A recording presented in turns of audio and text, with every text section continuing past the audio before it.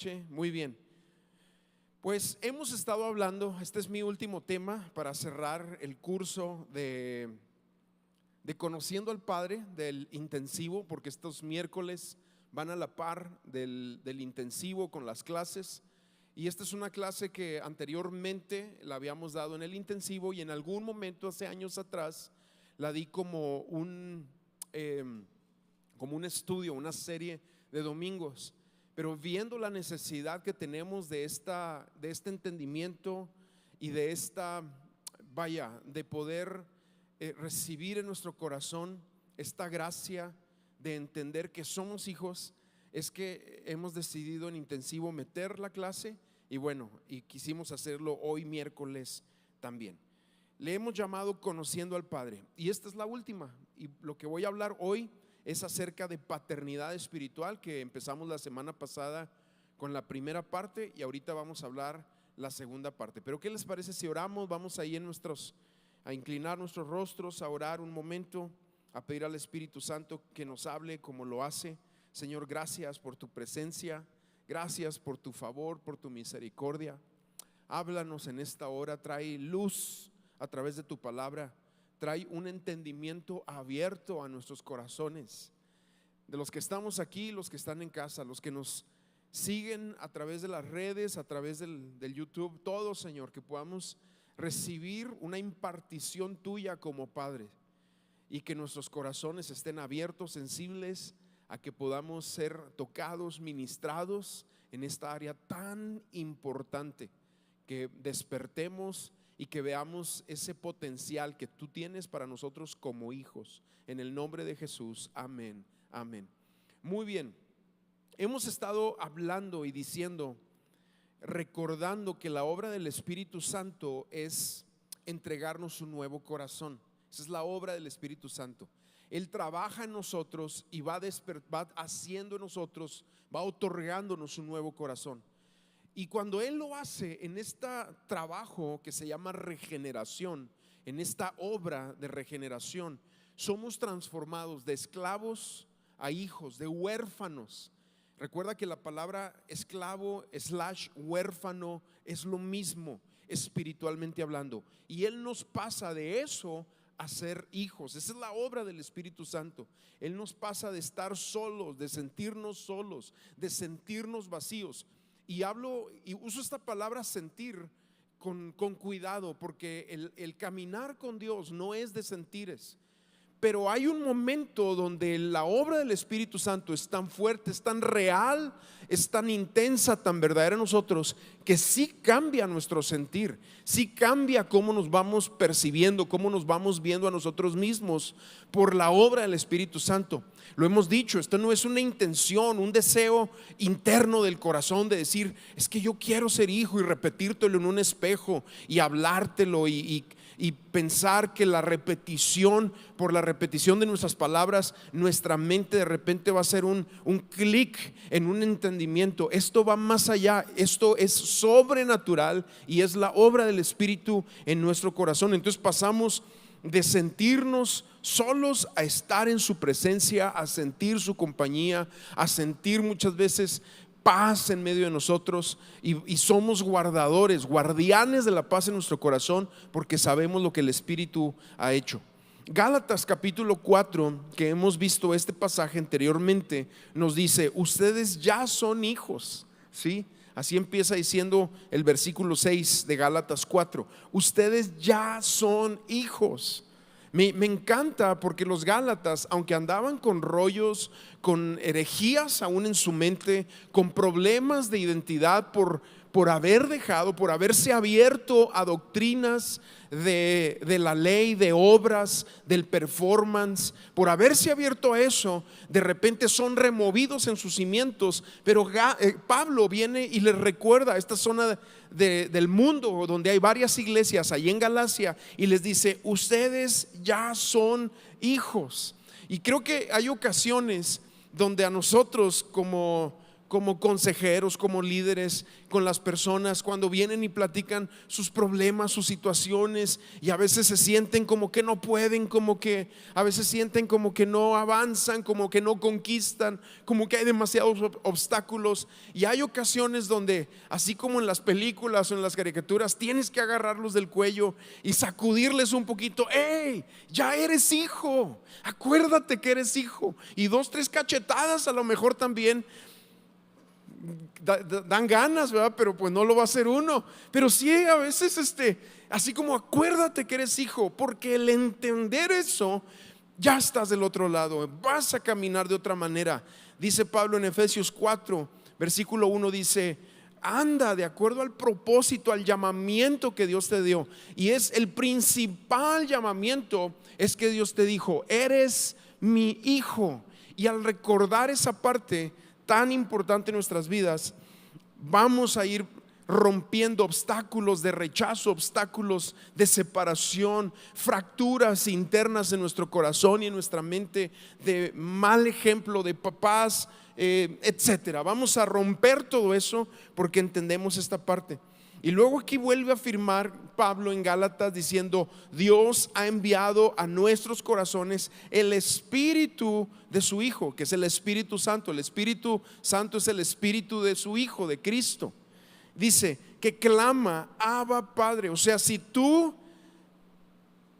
te dejas abordar, envolver, abrazar por el Padre, esto es algo que va a clamar de tu corazón: Abba, Padre. Y Abba, Padre, lo hemos dicho, es esta relación personal con Dios, esta relación personal con el Señor, con el Padre, de una forma íntima, ¿sí? Real, verdadera. Así dice: así que ya no eres esclavo, sino hijo, y como eres hijo, Dios te ha hecho también heredero. A ver, di conmigo: heredero.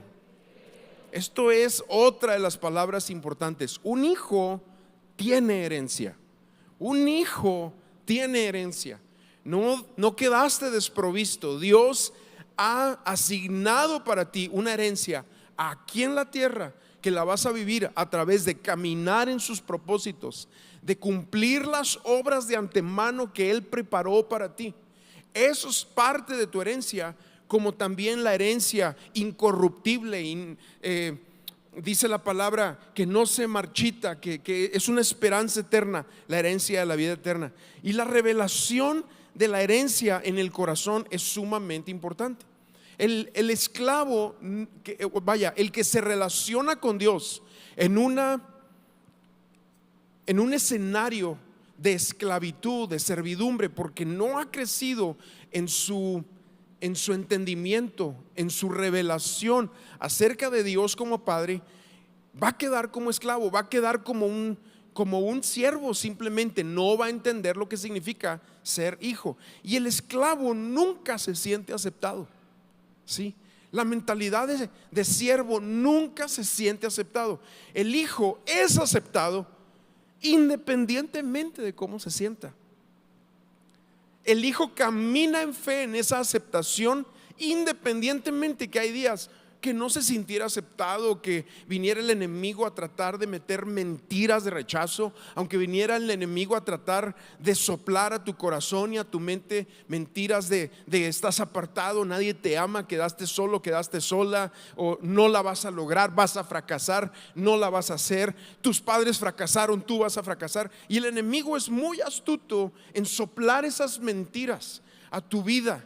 Así como dejaron a tu mamá, te van a dejar a ti. Así como tu padre se fue, así se te va a ir tu marido. Así como los hijos son unos ingratos, así te va a pasar a ti. Y muchas veces todo ese tipo de escenarios que sí fueron reales, posiblemente en algunas vidas, en algunos escenarios, vienen y soplan a nuestro alrededor. Pero el que es hijo sabe que esas son mentiras del diablo. ¿Y qué haces tú cuando el diablo te habla mentiras?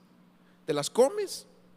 ¿Qué haces tú? Yo quiero despertar, no sé, ese corazón guerrero que debes de tener. ¿Qué haces tú cuando viene el enemigo y te sirve mentiras? ¿Te las comes? ¿Te las tragas? No, es un no rotundo. ¿Qué haces? Pues en el nombre de Jesús las percibes, la luz, el evangelio, la palabra trae claridad a tu mente, percibes, sabes, se te revela. Esto es una mentira, fuera de mí en el nombre de Jesús. A veces somos tan pasivos, a veces no accionamos y nos vamos poquito a poquito. Y si tú no le dices no a una mentira el día de hoy, el día de mañana vas a ver más deliciosa, y el día tercero ya la vas a disfrutar, y el día cuarto entonces ya vas a estar atado en la mentira que vino a tu mente, la mentira que vino a tu corazón. Pero tienes que identificarla y decirle no. No es por ahí, no es para mí, no es mi herencia. Soy hijo, tengo herencia, tengo un padre. ¿Amén o no? Exactamente. Y creo que es algo que tenemos que practicarlo de una manera más fuerte. El esclavo no tiene derechos, el hijo tiene derechos de hijo. El esclavo no tiene herencia, el hijo tiene herencia. El esclavo trabaja para ganar la aprobación y su sustento. El hijo trabaja por amor desde la aprobación del padre. Amén. Eso hace la diferencia en todas las áreas de tu vida. Si tú entiendes eso, entonces tu proceder va a ser distinto. El espíritu de hijo, el espíritu de aceptación, es el inicio del camino, O sea, lo ideal es que cuando una persona se convierte, ahí en ese momento se le revelara esto. Eso sería lo ideal. No es el final, porque si fuera el final, entonces recibimos la revelación de hijos y pues ya nos vamos allá, nos morimos y nos vamos con el Señor. Pero no, tú eres revelado como hijo para manifestarle a este mundo que eres hijo. De hecho, la palabra lo dice en Romanos: la creación aguarda la manifestación de los pastores de Dios. ¿Dice eso? No, el que se sabe el versículo sabe que dice: la creación entera aguarda la manifestación de los hijos de Dios, porque son los hijos los que tienen que mostrar la identidad del Padre a este mundo. Y la vida del hijo debe estar llena del fruto del Espíritu, contra las obras de la carne del esclavo. Esto nos lo dice Gálatas 5, versículo 23 en delante. Eso es quienes somos nosotros, gente que debe estar naturalmente produciendo un fruto espiritual. Si tú te acuerdas del fruto espiritual, amor, gozo, paz, paciencia, lo habla ahí en Gálatas. Eso es lo que el hijo va a producir de una forma natural. Si no lo estamos produciendo, entonces a lo mejor tenemos que ver el espejo y pensar: posiblemente estoy trabajando, estoy moviéndome como en mentalidad de esclavo. La vida de los hijos, dice también ahí en Gálatas, está llena de entusiasmo. Fíjate cómo lo dice el versículo 15 del capítulo 4 en Gálatas. Pues bien, aquí es un escenario donde cuando Pablo los visita la primera vez habían tenido mucho entusiasmo, pero esta segunda vez que les llega la carta estaban desanimados. Y dice: pues bien, ¿qué pasó con todo ese entusiasmo? ¿Qué pasó con todo ese entusiasmo? Los hijos tienen entusiasmo. Los que no son hijos siempre andan arrastrando la toalla. Y yo sé que hay momentos también, o sea, hay días donde andas arrastrando la toalla, pero el común denominador de los hijos es tener un entusiasmo de servir, un entusiasmo de vivir, un entusiasmo de emprender, un entusiasmo de caminar en lo que Dios ha hablado, un entusiasmo en el corazón. El entusiasmo es como una sonrisa continua interna. No tienes que todo el tiempo así, Benito Buendía, o cómo se llamaba ese personaje. No se trata de eso. No se trata de eso, sino que internamente hay un entusiasmo porque sabe que eres hijo. Amén. Bueno, mientras los esclavos basan su entusiasmo en que su performance sea aplaudido. Es totalmente diferente. El entusiasmo de los esclavos radica en que le aplaudan cuando hace bien las cosas. Por eso se desgasta tanto, porque siempre tiene que estar metiendo goles, siempre tiene que ser la estrellita, siempre tiene que hacer lo que todos digan: wow, qué padre lo hizo, qué padre juega, qué padre cantó, predicó, enseñó, sirvió, qué padre lo hizo. Y en el aplauso de la gente es que se alimenta, pero la fuente de alimentación es incorrecta.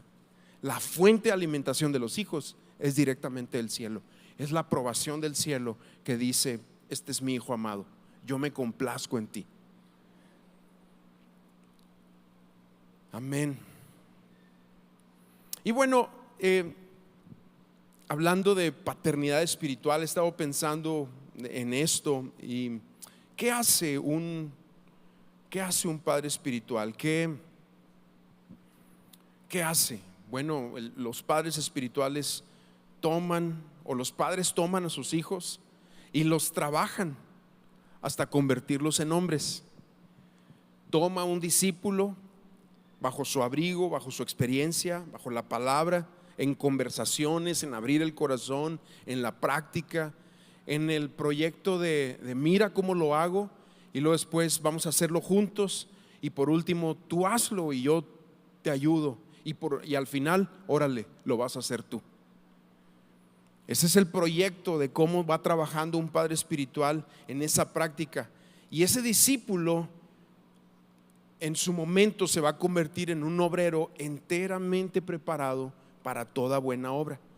Pero el padre espiritual, antes de corregir, tiene que conectar. Sí, la conexión es súper importante. Incluso Dios, antes de que nosotros podamos recibir la misma exhortación del ministerio del Espíritu, porque la palabra, dentro de la magnitud de lo que el Espíritu Santo hace, dice que Él convence de pecado, justicia y juicio. Pero el convencimiento viene a nuestros corazones hasta que conectamos con Dios. Si no conectamos con Dios, vamos a estar bloqueados en nuestros oídos espirituales para escuchar las reprensiones o el redargüimiento del Espíritu cuando éste viene a nuestros corazones. Por eso es importante la conexión. Y en lo práctico es igual: primero hay que conectar y luego hay que corregir. Cuando hay conexión, puede haber corrección. Cuando no hay conexión, la corrección no va a ser bien recibida. La corrección va a ser así como que: ¿y quién eres tú? Pero cuando hay conexión, algo va a suceder. Y los hijos van a crecer sanos en un ambiente, obviamente, de gracia y de misericordia. Déjame explico esto. Primero, ¿qué es gracia? La Biblia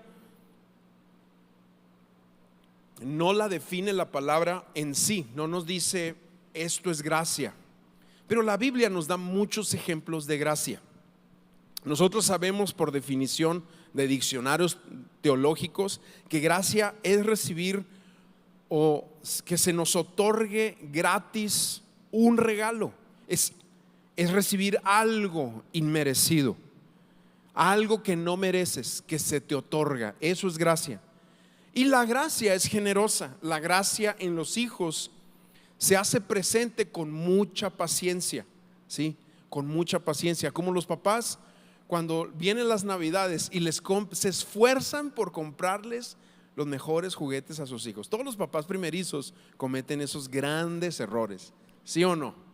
Te esfuerzas, le compras ¿y sabes qué hace el huerco? Lo usa 5 minutos y va por el vaso que traía entre los dientes, el tenedor de plástico, se olvida. Bueno, muchas veces así son los hijos al no entender lo que Dios nos ha dado. Dios nos otorga gratuitamente, inmerecidamente, lo que Él está dando a nuestras vidas y corazones, y nosotros muchas veces no apreciamos eso. Pero bueno, eso es gracia. Los hijos crecen saludables en un ambiente de gracia, ¿sí? Si la iglesia es un ambiente de gracia, si el espacio donde nos movemos, donde desarrollamos ministerio, es un ambiente de gracia, vamos a crecer saludables. En ambientes de performance, de competencia, de leyes, en esos ambientes no se crecen sanos. Ese fue uno de los grandes errores de una doctrina que hubo años atrás que se llamó G12. El G12 era un ambiente de un performance donde, híjole, tú tienes que tener más discípulos y otros, como si fuera una reacción así, una producción en masa de discípulos. Eso no es así, es por el Espíritu. ¿Y qué causó? Divisiones, tremendos problemas, se resquebrajó completamente porque en el ambiente de competencia, de performance, de obras, nunca los hijos van a crecer sanos. Hay algo ahí que no va a estar correcto, que no van a estar preocupados por tener que sacar resultados, y eso es algo importante. Yo me acuerdo cuando hace años atrás, cuando entré a trabajar en Amistad de Monterrey al Instituto Epicentro, entonces yo entré con todo, echándole ganas, y como todos los ministerios y todos los trabajos, todos los trabajos ministeriales, pues iba a un punto donde iba así, y de repente me acuerdo cuando tuvimos un primer bajón, y en ese primer bajón yo me sentía mal, y me acuerdo un día que el pastor me agarró, él es más alto que yo, ustedes lo han visto, y me agarró y me dice: hey, tranquilo, nadie te va a correr.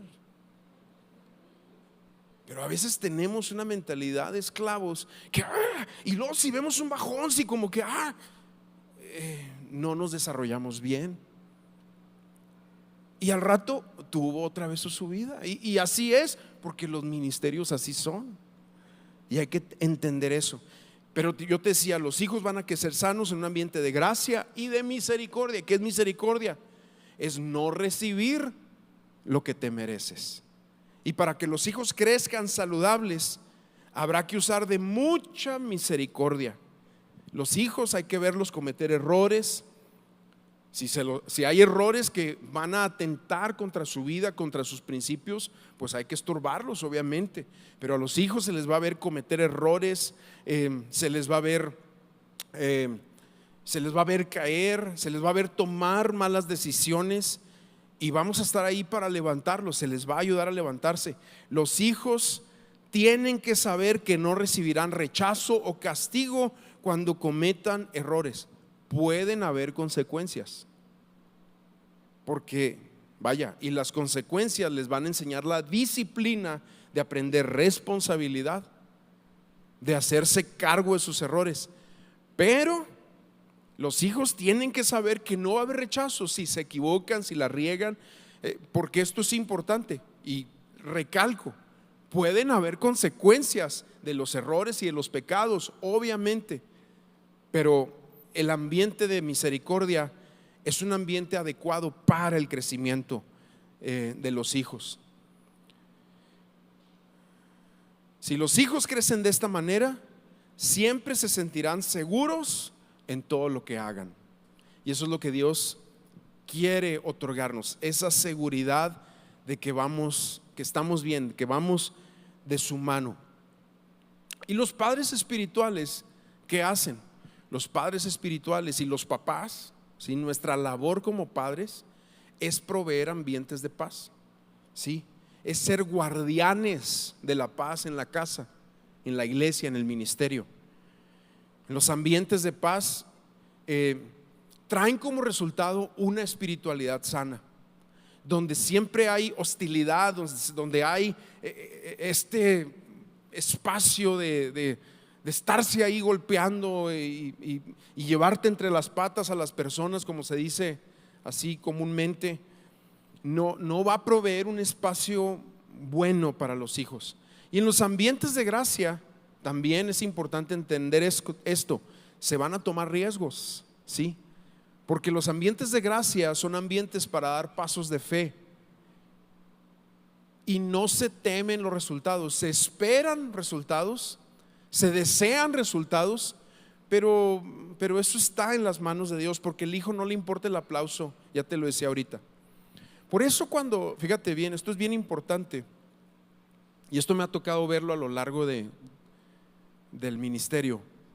Cuando los misioneros salen, cuando los obreros salen, ¿sí? Uno de los grandes errores que cometen muchas iglesias es que si por alguna razón el misionero o el obrero tiene que regresar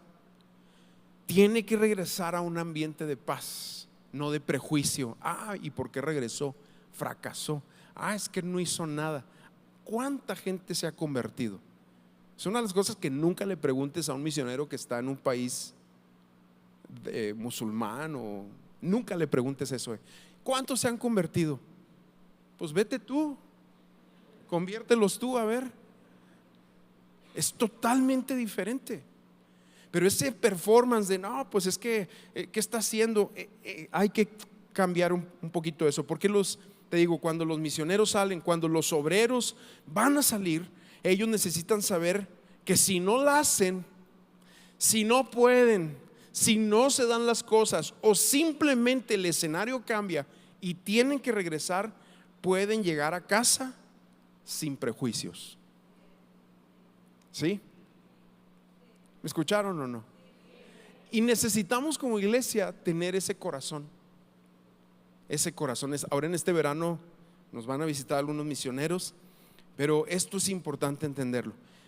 En la mente de los esclavos / huérfanos, la palabra fracaso tiene mucho impacto, mucho impacto. Por eso la condenación imaginada de tomar un riesgo y fracasar no les permite hacer nada. Antes de tomar un paso de fe, ya están atorados en su mente lidiando con el rechazo y el prejuicio, aunque no ha sucedido nada. Pero muchas veces, por eso, muchas veces, y yo lo comento así, la mentalidad de huérfano no da brincos sin guarache. La mentalidad de huérfano no da pasos de fe. No se atreve a extender los pies sobre la barca, porque si fracasa no puede lidiar con el qué dirán del fracaso. Y todo esto tiene que ver por no recibir la señal correcta de sus padres espirituales. Pero los hijos toman riesgos. Los esclavos siempre van a lo seguro. ¿Sí? Ahora, ¿quién es un padre espiritual? Esta es otra de las preguntas que yo tengo aquí. Bueno, alguien que en tu vida,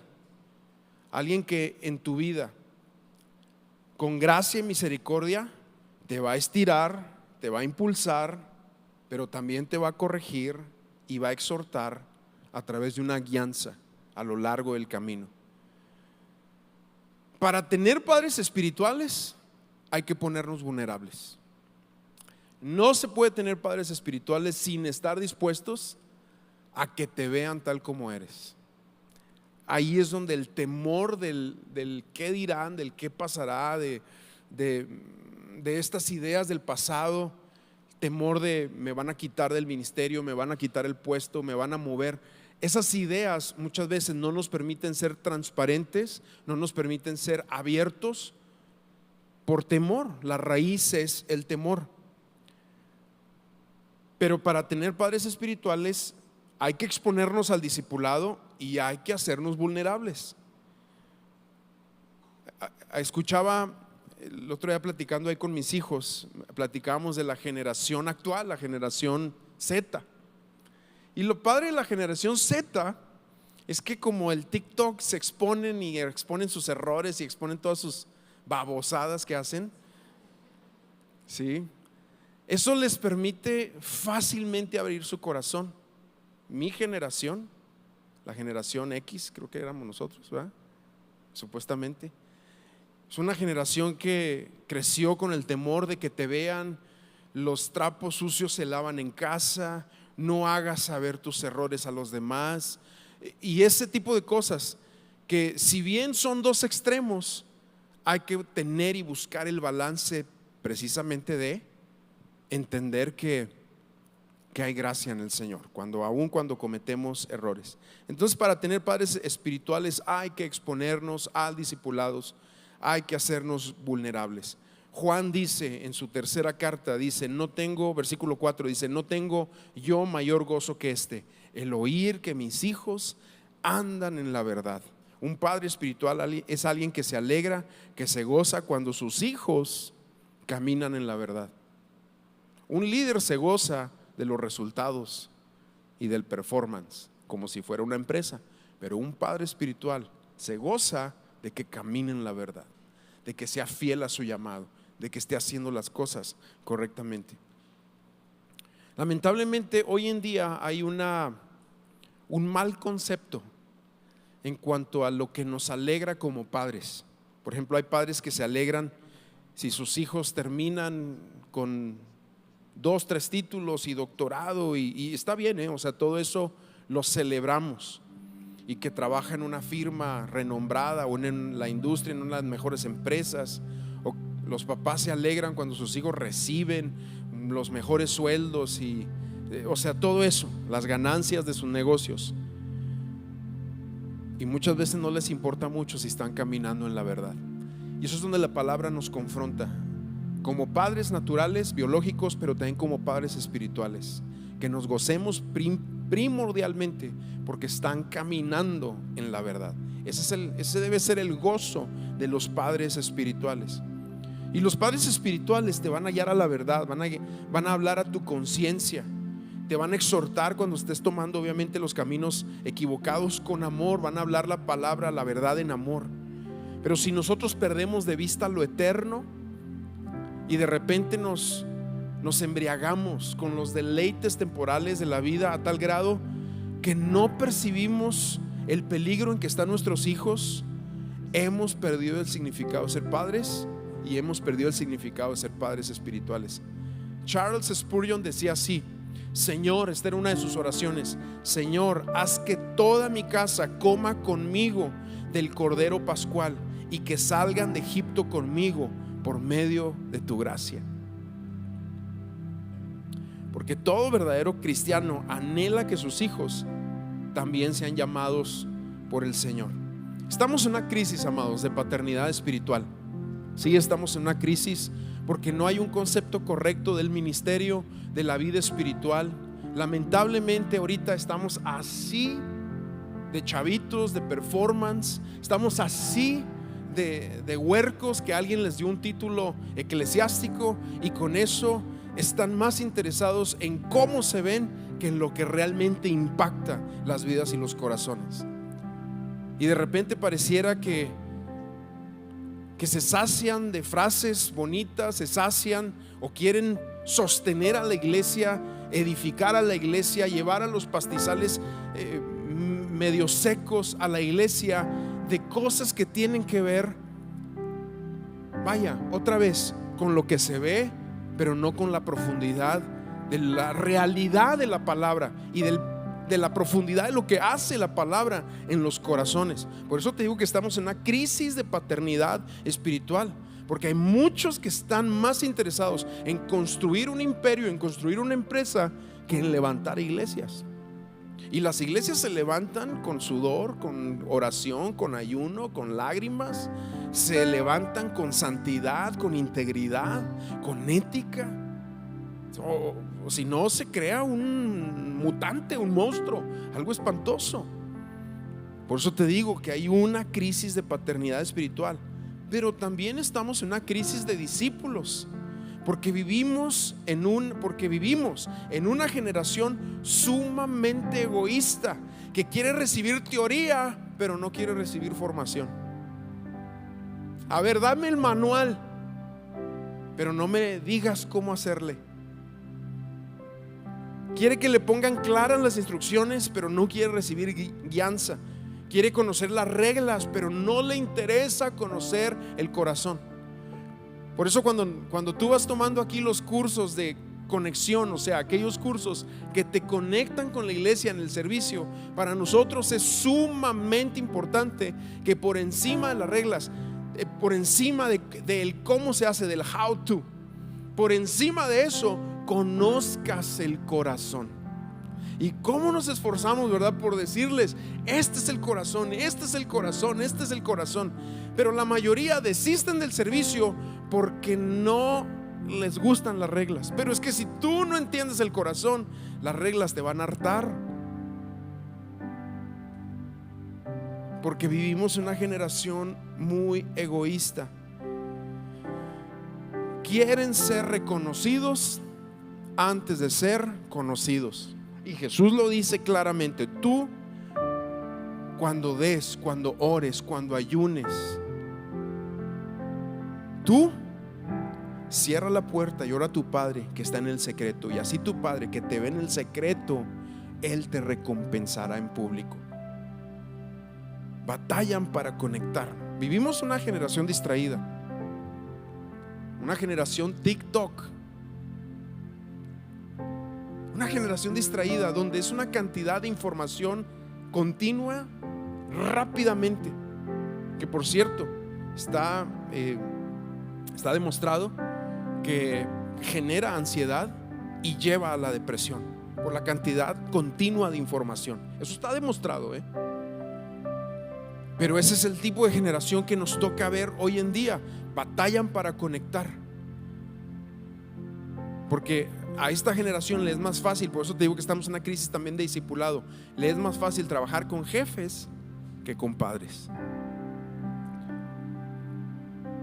y dar títulos, certificados, nombramientos es lo más fácil, pero también es muy peligroso, porque en lugar de formar discípulos, estás formando empleados, o estamos formando empleados, y ahí es donde hay que tener mucho cuidado. Yo no sé si les he platicado esto anteriormente, pero también cuando yo era director del instituto allá en Monterrey, llamaban por teléfono y preguntaban: oiga, ahí ustedes me dan título de pastor. Una vez llamó uno delante de Dios, aquí está mi padre, no me deja mentir, que me dijo: oiga, yo tengo llamado apostólico, ¿me pueden dar ustedes un título de apóstol? Y me sorprenden las preguntas que hace la gente, porque esas preguntas reflejan la enseñanza que está detrás de muchos años en muchas iglesias, donde lo que importa es el título y no la conexión. Hay que tener cuidado, amados, hay que tener cuidado. Muchas veces las iglesias, por mantenerse unidas, dan títulos, pero otra vez está mal el corazón. Hay algo que está saciando el no te vayas, en lugar de trabajar el corazón y la motivación.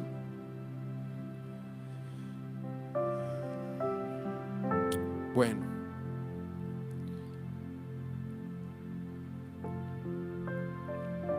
la pregunta en esta noche es: ¿estás tú dispuesto a ponerte vulnerable? ¿Estás tú dispuesto a abrir tu corazón? ¿Estás tú dispuesto a que te vean tus puntos ciegos? Porque no nos gusta, no nos gusta que nos digan nuestros puntos ahí de oportunidad.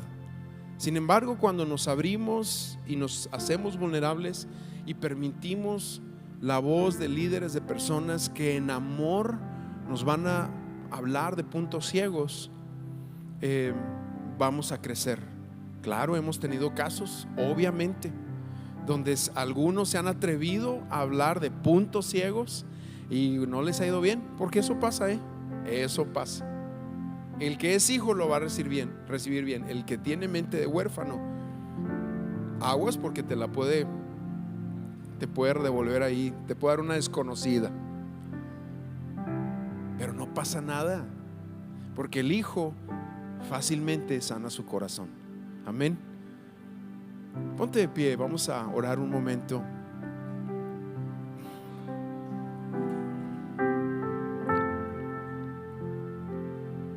Y yo entiendo que la iglesia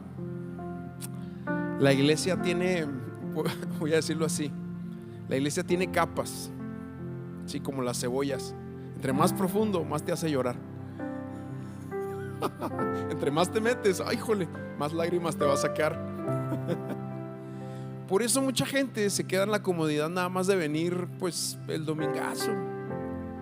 Perdón si me están viendo los del domingo, pero ¿para qué vienen nada más el domingo? Pero es más cómodo venir el puro domingazo, sentarte, pues, si llegas a la primera, segunda reunión hay más clima, ya para la tercera ya cascabelea y bueno.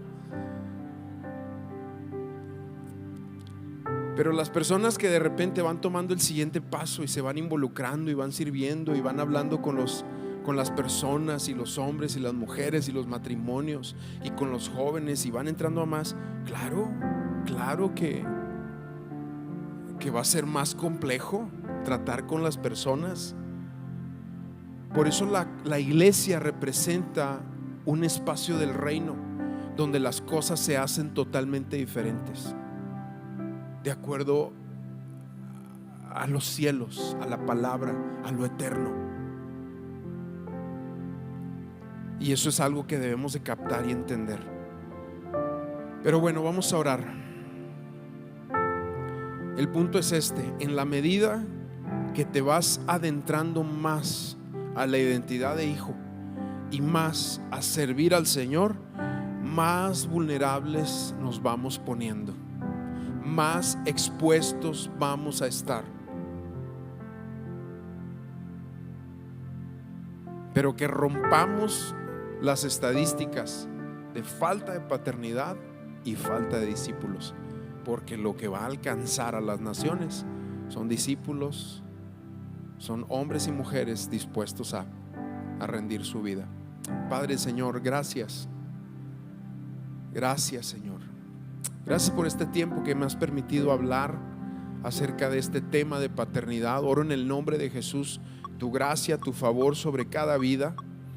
Oro que ninguno aquí, Señor, va a quedar como huérfano.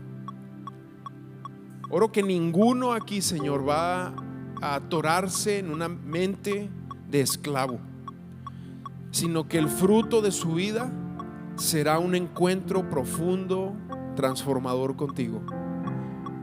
Oro, Señor, declarando que todos los que están aquí van a caminar en la verdad, y ese será el gozo de nuestros corazones. Con eso nos sentimos servidos. Oro que ninguno aquí se aparte de la verdad. En el nombre de Jesús, en el nombre de Jesús. Y una vez más, Señor, cualquier mentira que se ha abrazado, cualquier mentira que mis amados se hayan ingerido y les esté causando un malestar espiritual, oro en el nombre de Jesús que tú traigas tu sanidad, traigas tu palabra de afirmación y caminemos como hijos. En el nombre de Jesús, Señor, oramos. ¿Por qué no cantamos? Sí, la última que cantaron. Vamos a un momento a adorar. Quisiera que pudiéramos, cierra tus ojos ahí y adora a tu Padre. Oh Jesús, tu sangre derramaste por mí en la cruz. Mi lugar tomaste, hoy vivo estás tú. Tanta gloria me asombra.